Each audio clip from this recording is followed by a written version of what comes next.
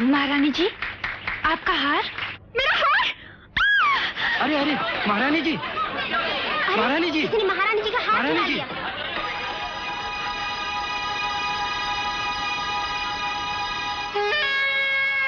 क्या तुमने? नहीं तो क्या तुमने? नहीं तो क्या तुमने?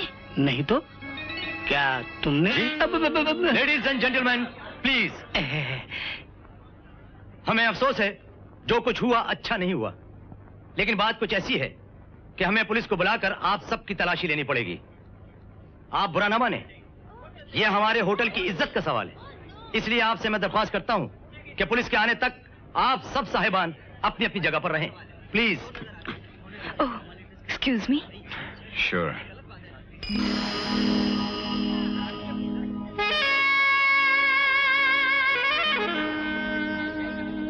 लगता है कोई अपने ही हाथ मार गया है। लेकिन यहाँ से हार निकालना मुश्किल होगा। हम लोगों को क्या, हम लोग खाली जेब आए तो खाली जेब जाएंगे। लेने तो तलाशी, क्यों विजय? लेने तो तलाशी।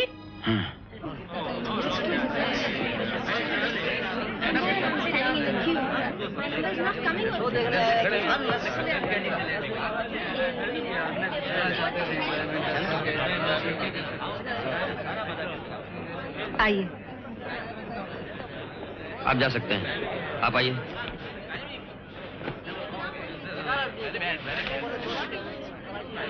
जाइए, आप आइए।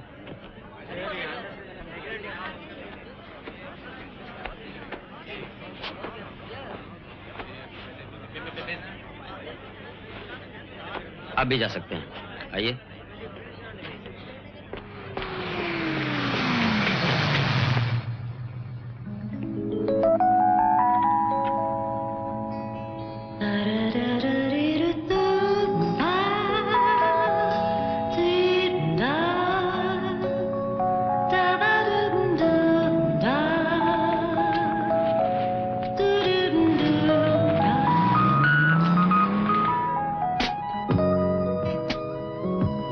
क्या सोच रहे हैं आप?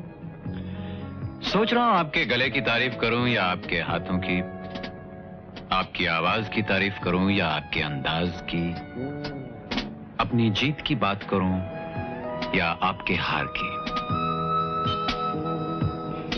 सवाल ये है कि वो हार आपके कोट की जेब से गया कहाँ? जी नहीं, सवाल ये है कि ये मेरे कोट की जेब है या आपके बैंक का लॉकर कि जिसमें आप जब चाहें कोई भी जेवर रख सकती।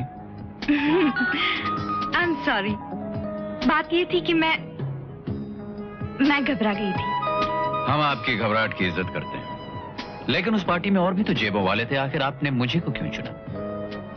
और आपने ये भी नहीं सोचा कि अगर पुलिस मुझे हार समेत पकड़ लेती तो मुझे कितने बरस जेल के कॉम्पाउंड में घबराए घबराए घूमना पड़ता। खैर छोड़िए, जो हुआ नहीं उसकी बात क्यों करें, बात तो उसकी करनी चाहिए जो हुआ। और हुआ ये कि मेरी खाली जेब में आपके खूबसूरत हाथों से एक कीमती हार आकर गिरा। और अब ये सवाल आपको बार बार सता रहा होगा कि मेरी जेब में आने के बाद उसे जमीन खा गई या आसमान निकल गया। You're right. लेकिन ऐसी कोई बात नहीं है, क्योंकि अब भी वो हार जमीन और आसमान के बीच में है। ये देखिए। फैंटास्टिक, आप तो सचमुच ही कमाल के आदमी हैं। मानती हूँ। मानते तो हम भी आपको हैं, इसलिए कि बड़े बड़ों की नजर इस हार पर लगी थी, लेकिन ये हार आपके हाथ लगी। Very good. हम ऐसे कलाकारों की इज्जत करते हैं, इसलिए इस हार में आपका भी शेयर होना चाहिए। 50-50? नहीं मैडम। मैडम नहीं, सुनीता। सुनीता नहीं सुनीता जी, इसलिए कि हम दोनों के अलावा इसके 3 हिस्सेदार और भी हैं, जो कि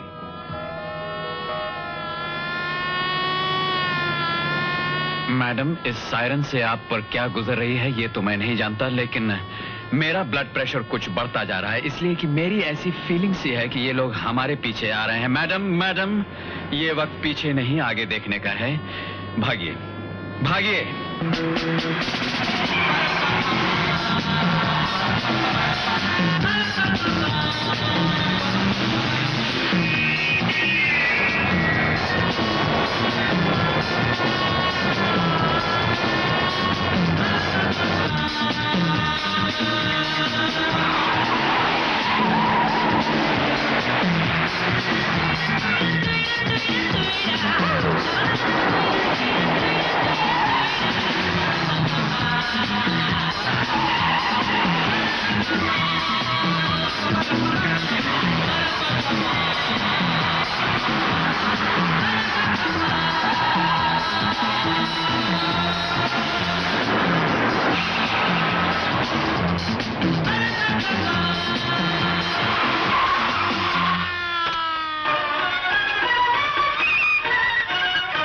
और इसके साथ ही आज के समाचार समाप्त होते हैं।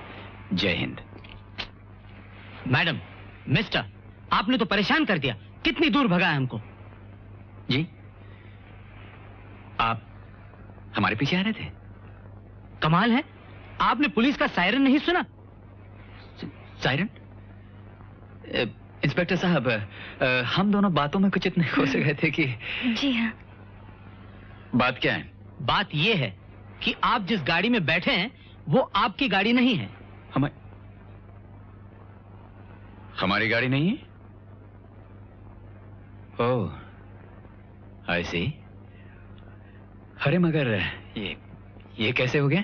वो ऐसे हो गया कि जहां आपकी गाड़ी खड़ी थी उसी के बराबर, उसी रंग और उसी मॉडल की एक दूसरी गाड़ी खड़ी थी, और आप अपनी गाड़ी के बजाय ये दूसरी गाड़ी ले आए।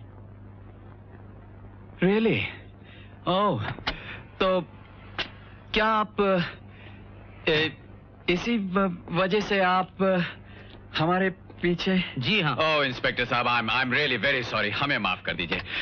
हम दोनों पता नहीं किन ख्यालों में डूबे हुए थे, वरना आज तक हमसे ऐसी गलती तो कभी हुई नहीं। जी नहीं। आपका नाम? जी, आपका नाम? विजय कुमार। मिस्टर विजय कुमार, ये बात तो मेरी समझ में आती है कि एक ही जैसी दो गाड़ियां हो तो आदमी गलती से दूसरी गाड़ी में बैठ सकता है, लेकिन ये मैं नहीं मान सकता कि आपने हमारा सायरन सुना ही नहीं और इस तरह गाड़ी भगाते रहे। क्या मैं इस तरह भागने की वजह पूछ सकता हूं? तो आपने हमें पकड़ ही लिया। डार्लिंग, जी। झूठ बोलने से कोई फायदा नहीं, अब हमें सच बोल देना चाहिए। क्या? नहीं सुनीता, और कोई रास्ता नहीं है अब, और कोई रास्ता है ही नहीं। इंस्पेक्टर साहब, सच ये कि सुनीता के पिता लाला किरोड़ीमल अपनी इकलौती बेटी सुनीता की शादी सिर्फ दौलत के लिए सेठ फूलचंद के बेटे गुलाबचंद के साथ करना चाहते थे। जी। जबरदस्ती, उसकी मर्जी के खिलाफ, जो उन्हें करने का कोई अधिकार नहीं। क्योंकि इंस्पेक्टर साहब, सुनीता कानूनन बालिग है, वो अपनी जिंदगी के फैसले खुद कर सकती है। इंस्पेक्टर साहब, लाला किरोड़ीमल और सेठ फूलचंद ने हम दोनों के बीच सोने और चांदी की दीवार खड़ी करने की कोशिश की, मगर आज हम दोनों उस दीवार को तोड़कर शादी के पवित्र बंधन में बंधने जा रहे थे। हमें डर था इंस्पेक्टर साहब कि कहीं जालिम किरोड़ीमल और सेठ फूलचंद हमें किसी बहाने पुलिस के हाथों पकड़वाकर यह शादी रुकवा ना दें, इसीलिए हम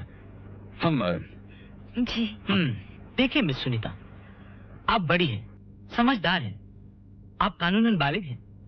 अगर आप ये शादी अपनी मर्जी से करना चाहती हैं तो आपको कोई नहीं रोक सकता। लेकिन ये जालिम समाज, ये पापी संसार, ये बेदर्द जमाना। नहीं मिस्टर विजय, आपको ये शादी करने से कोई नहीं रोक सकता। थैंक यू इंस्पेक्टर साहब। बस एक बात का ख्याल रखिए, जी। जिस तरह आप दूसरे की गाड़ी को अपनी गाड़ी समझ लेते हैं, जी हाँ। बस शादी के बाद बीवियों के मामले में ऐसा धोखा मत खाइएगा। अरे नहीं इंस्पेक्टर साहब, कैसी बातें कर रहे हैं आप? ऐसी गलती अगर मैं फिर करूं तो जो सजा चोर की वो मेरी। ठीक है, ये गाड़ी हम ले जा रहे हैं जी, और आप अपनी गाड़ी होटल से पिकअप कर लीजिए। जी बेहतर है। Best of luck. आपका बहुत बहुत शुक्रिया।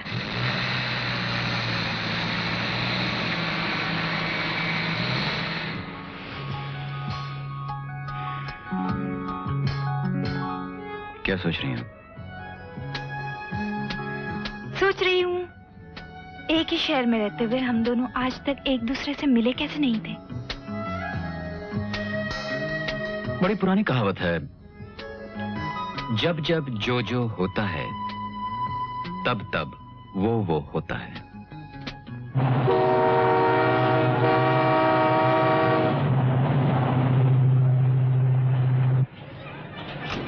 ये लो। सलाम साहब। Thank you very much.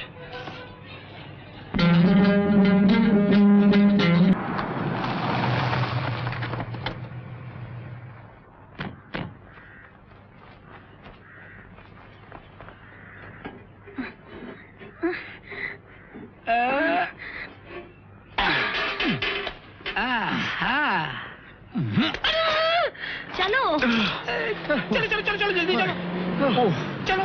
Oh boy, ठहरो। भैया? भैया नहीं, एक पुलिस ऑफिसर जो तुम सबको फ्रॉड और धोखाधड़ी के इल्जाम में गिरफ्तार करने आया है।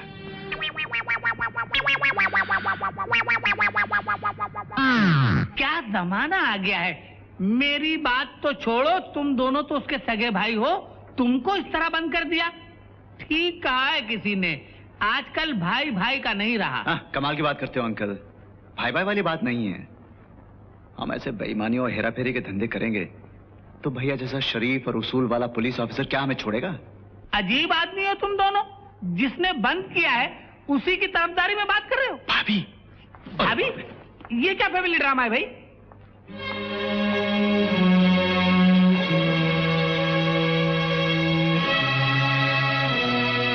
चलिए इधर आइए आप दोनों।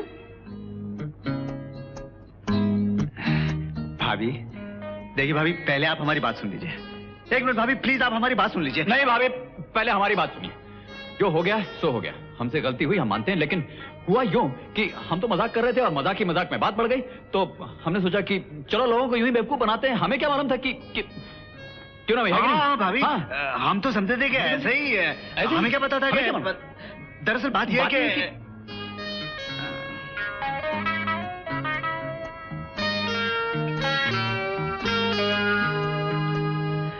हमें माफ कर दीजिए। मेरे हाथों का बना खाना बहुत दिनों से नहीं खाया तुम लोगों ने। ले लो।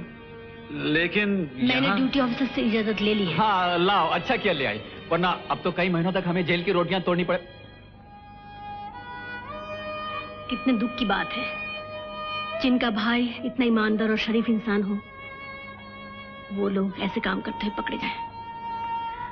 वो तुमसे कितनी मोहब्बत करते हैं तुम लोग सोच भी नहीं सकते। लेकिन हाँ, एक भाई, एक पति और एक पिता होने से कहीं पहले वो एक ऐसे पुलिस ऑफिसर हैं जो कानून की हिफाजत के लिए अपना सब कुछ बाजी पर लगा सकते हैं।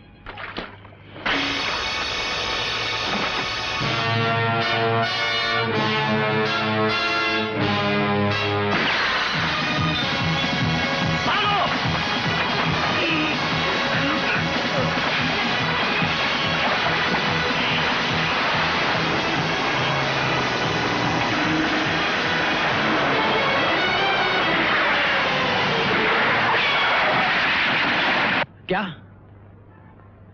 Are you sure? ठीक है। क्या हुआ रंजीत? हमारे बोट्स, सारा सामान पुलिस ने पकड़ लिया। My God!